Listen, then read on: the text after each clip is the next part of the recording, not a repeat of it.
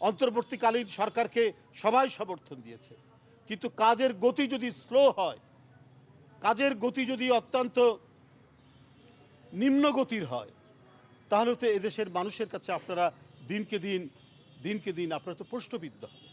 আপনারা একটা বিপ্লবী সরকার, এই কিশোর বাচ্চাদের আত্মদানের মধ্যে দিয়ে যে বিপ্লব, পৃথিবী কাঁপানো বিপ্লব যেটা হলো 5ই আগস্ট, আপনার তার সরকার। ওই সমস্ত অপরাধীরা ঘুরে বেড়ায়, তারা পিকনিক করে, তারা লাঠি মিছিল করে, আর আপনার সরকার যদি এটা নিশ্চুপ থাকে আর সবাই যদি মানে জনগণকে যদি সব সময় তারা যদি শুধু উপদেশ দিতে থাকেন, তাহলে তো এইটা হতে পারে না। ডক্টর ইউনূস, তার যে ইউনূস গুডউইল বলে একটি কথা আছে, একটা ফ্রেজ তৈরি হয়েছে, তো ইউনূস গুডউইলের আমরা প্রতিফলন দেখতে চাই।